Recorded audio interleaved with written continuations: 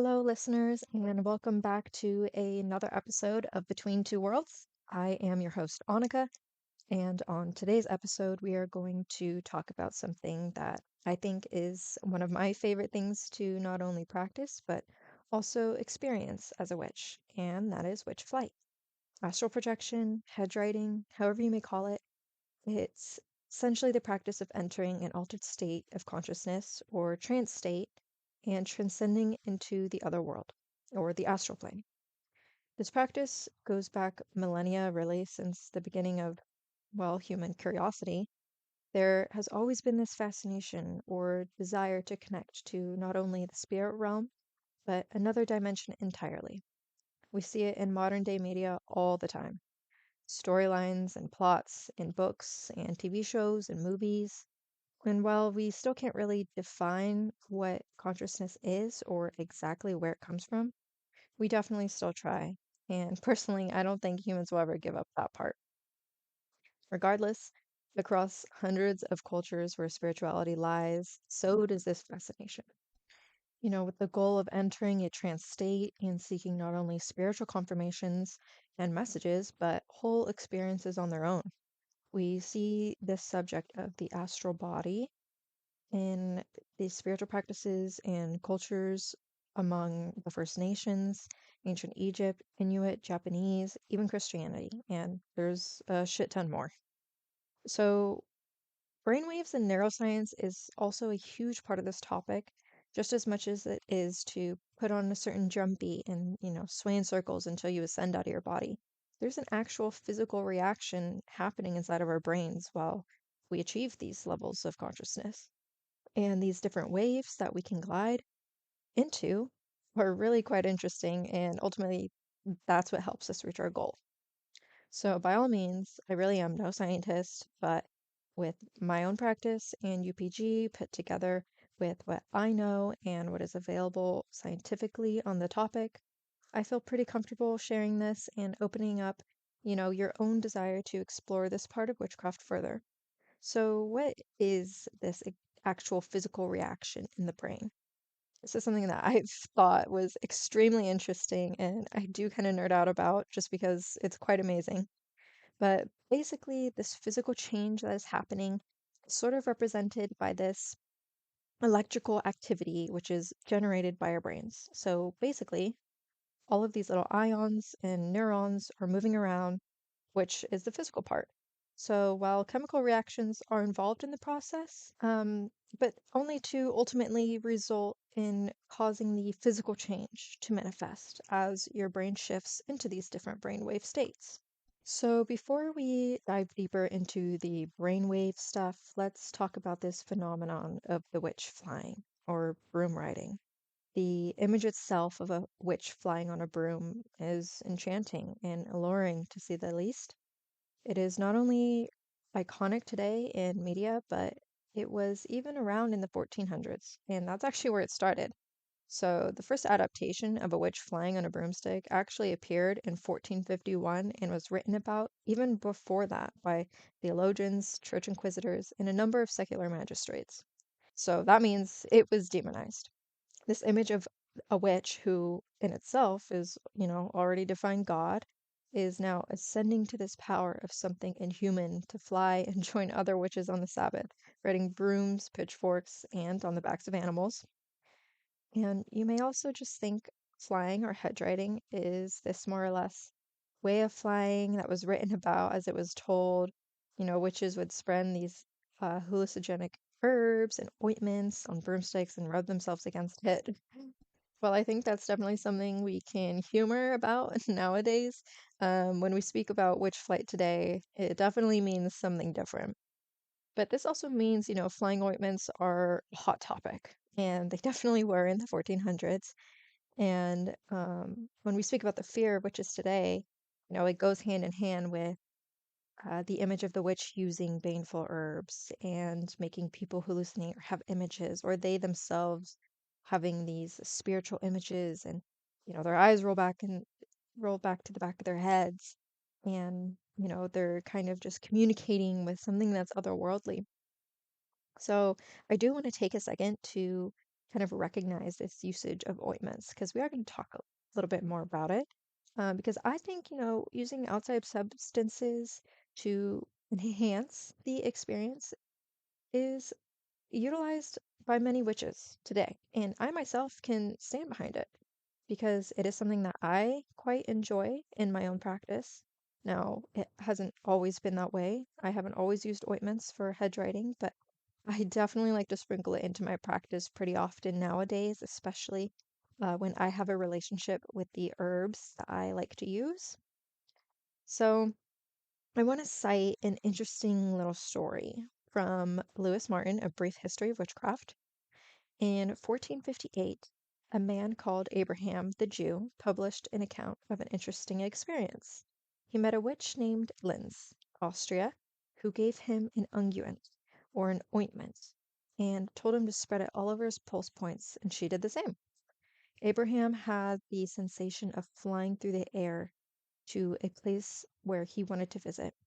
When he awoke, the witch told him a different tale of her travels, which inspired him to investigate further. He then asked her to take the ointment while he watched. Instead of flying, he observed that the witch would fall onto the floor and remain immobilized for hours.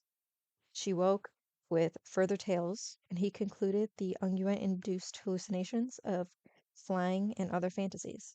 So, recipes for this flying ointment can be found all over different texts from the early modern period and even before then. Well, remember in the last episode when I mentioned that the Malleus warned people to protect their unbaptized babies? Well, that's because these two scholars, Jerome Cardan and Giovanni Battista della Porta, wrote about how the fat of these infants were used to create this flying ointment joined with herbs and other known hallucinogenic and even baneful plants. This is because they thought that using the fat would allow for the herbs and other ingredients to absorb into the skin more easily. And well, yes, they were actually right. So, according to pharmacological studies, even today, like attracts like. Fat and the natural oil produced on our little fleshy human skin, which is called sebum, have very similar fatty acid structures that is found in fat, like tallow. So while using baby fat is frowned upon for obvious reasons, I love to use beef tallow. And that personally is what I make my own ointment with. And, there are vegan options too, with shea butters and the like. First and foremost, I think it's important to have a relationship and at least some sort of connection to the plants that you're going to be working with. Because, when you're applying these ointments, you want to not be a stranger to these herbs and these spirits that you are hoping will help you.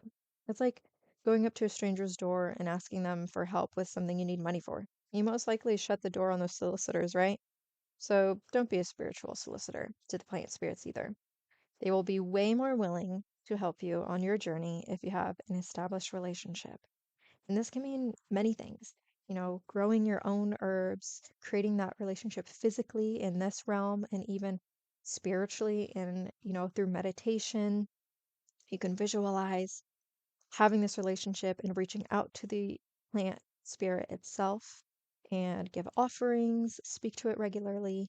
There's lots of different ways that you can kind of start up this relationship without, having a huge garden. I myself have a patio. I don't even have grass, so I pay attention to what I garden in pots, and that's how I work with my herbs from there. There are a lot of different plants that love to help with this sort of thing. And my favorite by far is mugwort. And I happily believe that a lot of people have a great relationship with mugwort. And it's definitely been my longest standing relationship when it comes to plant spirits. I really like to find that mugwort is really hospitable too. It's very open to creating new relationships, and it doesn't really take much convincing to get this relationship started. All it asks of you is to be loyal and to be consistent, and to be a good friend. You also may see a lot of nightshades used here in these ointments, even in today, and there are blends of both non-baneful and baneful herbs for ointment making. I myself have an interest when it comes to datura. I haven't had the pleasure of growing it, but that's something that I am working on in my own personal practice is connecting with that plant spirit. So I definitely would love to have another episode that goes deeper into what these herbs are and what they do specifically, but let's just kind of cross over this briefly since I think it's just good practice in general to strengthen this part of your meditation skills without any other outside help.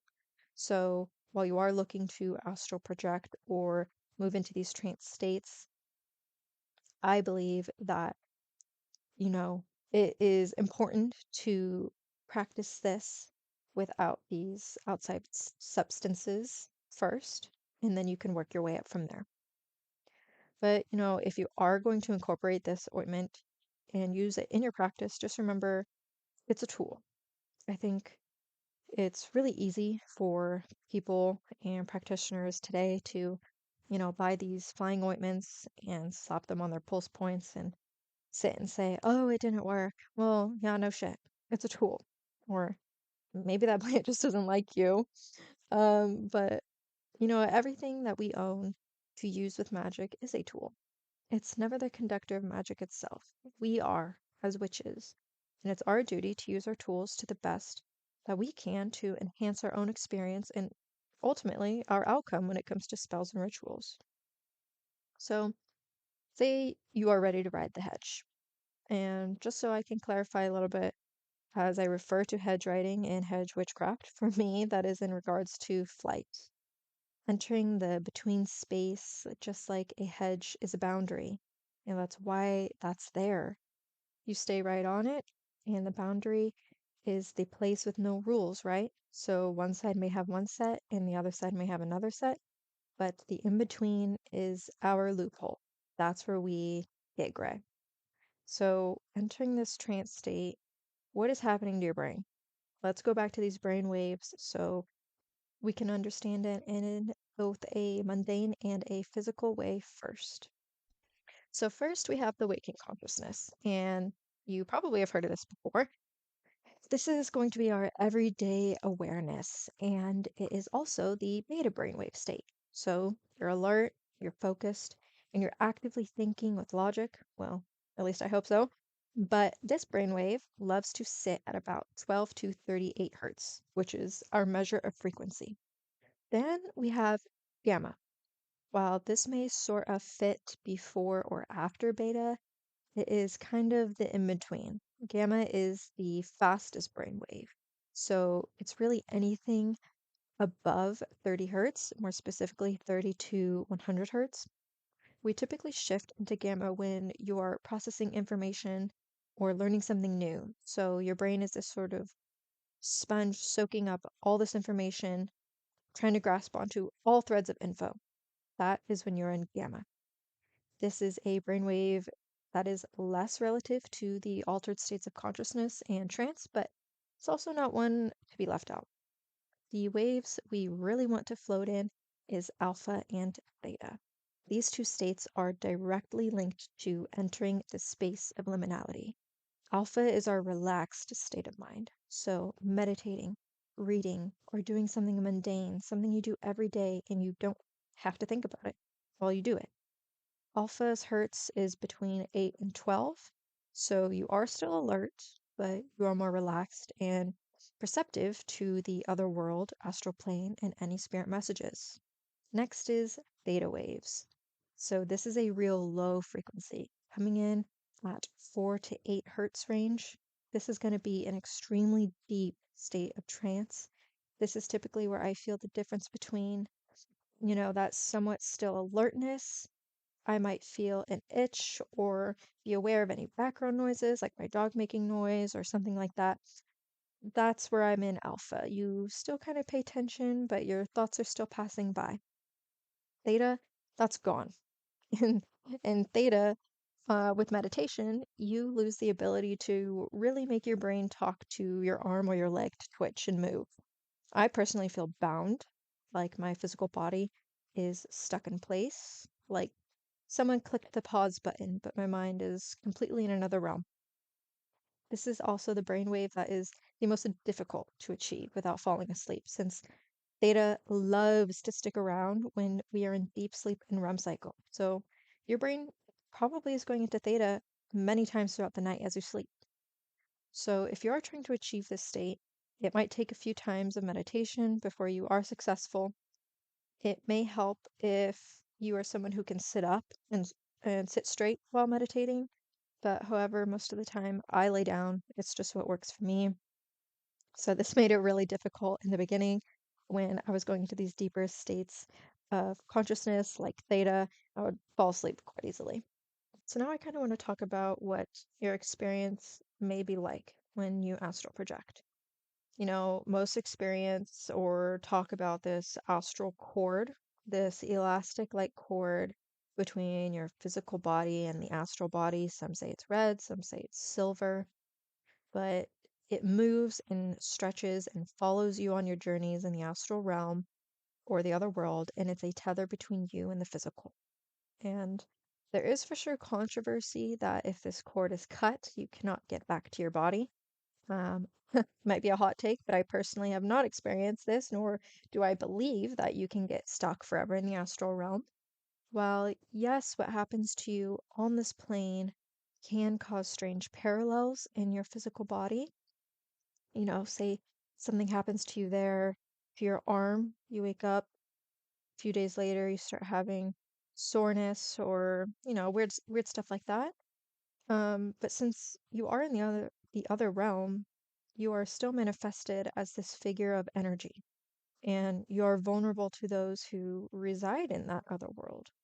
I feel like this should be said without caution, but have good practice with grounding, centering, cleansing, and protecting, but still stay open and available to those experiences that you may have there. You don't want to cleanse everything. You don't want to protect yourself so much that you can't even get there, you can't experience anything. While I wouldn't necessarily say this sort of thing is for advanced practitioners only, I would say that there's more important things to have a good grasp on first before you choose to openly put yourself out there on this realm, especially as magical people. Say you pop into the astral realm on one cozy night and you're going to get some attention. You are like this beacon of light. I don't want to say light because I'm not trying to be all love and light, but your vibration is an attention grabber for sure. Just for the sake that you can see, you can feel, you can hear what any spirits, entities, other non-human beings may have to say. This brings both amazing attention and experiences, but with the good comes the ugly, and it could bring some bad attention too. That's why it's important to not take this matter lightly, but understand that it has weight. So let's talk techniques. There are a few techniques when it comes to astral projection or witch flight. For me personally, it depends on the meditation that I'm doing and what my goal or my intention ultimately is. If you are laying down and you want to have a go at having an out of body experience, then you can visualize a rope hanging above your body and start to climb up the rope. This is a really common method, sort of like you are crawling up out of your own body. For me, though, I love to use the rollout method. I think that's what it's called. Because even when I sit up for trance, say I'm outside around the fire or even inside and listening to drum beats or certain brainwaves, I love to sway. I am a rocking back and forth, looking like a crazy lady kind of flyer. I have always found comfort in rocking and swaying, so this may just be a me thing, but you can also visualize yourself slowly rolling side to side. This definitely works best when you're laying down, but the idea is little by little, you start to roll further and further until you literally roll out of your body. I love this method. I find the most success with this method.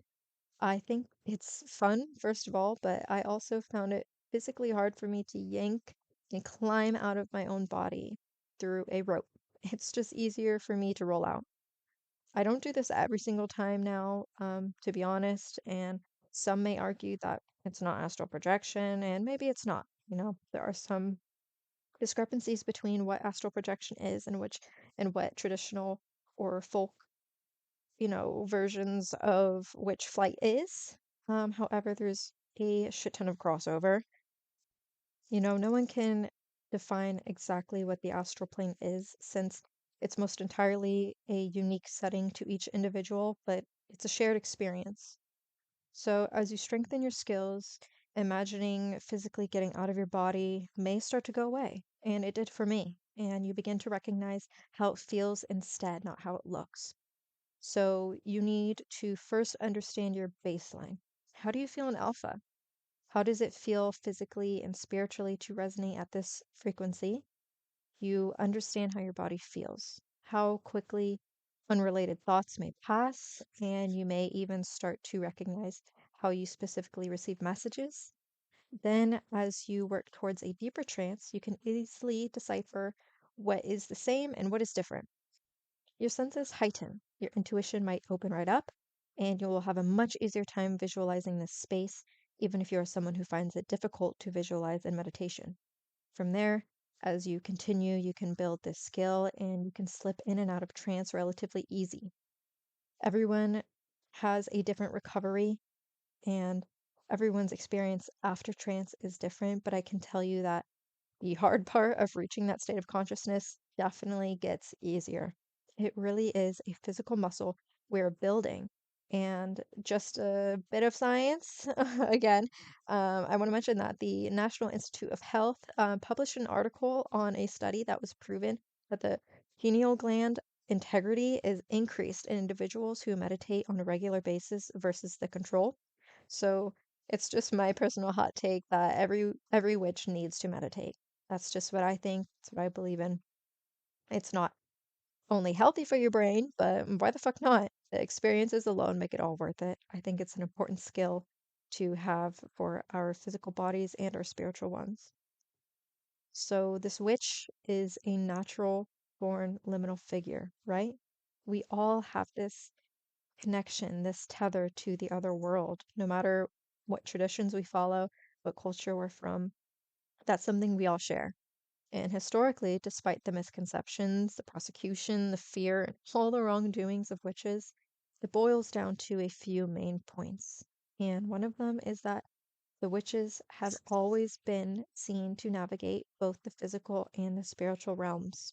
Whether it is to our own demise or our fascination, kind of this unwritten rule, witches are perceived to be in touch with the other world just by simply being magical. While we know that not all witches practice this path of hedge writing or even necromancy, we all are in tune with the other plane sits on top of ours. It's the veil itself. For many of us, and myself included, practicing trance work, not just meditation, can empower us. It strengthens our sovereignty and has a funny little way of reminding us just how powerful we truly can be. It expands our minds, our potential, and our skills when we choose to execute magic, even in the small ways. There are thousands of examples of this in media, TV, and pop culture. Again, it's kind of like this ongoing legacy of the image of the witch traveling through different planes and communing with spirits, and honestly, just being in the other world. It's an image that's never really going to go away, especially now that it's an image that can be monetized, built on, you know, there's so many movies now and books. So, this sense of a deeper power when we astral travel, well, I'm not sure if you guys can hear that, but the crows are going crazy outside my door. They definitely found the peanuts this morning. So, there's this deeper sense of power when we astral travel. Well, yes, you don't necessarily have to be a witch to astral travel or have out of body experiences. I like to think maybe that's the difference between astral flying and the act of witch flight is intentional. There is a deeper meaning to it when we practice this within the margins of magic. And I truly hope that this episode can help you when it comes to your journey and the path that you choose to take when it comes to entering witch flight, astral projection, really getting into that deeper meditative state. Once you experience it once, I at least think it opens up your mind to the fact that, hey, I really need to be doing this more. It helps us in all ways in our own magic, especially success with spells. I don't know. Personally, there's something that I have experienced a long time ago.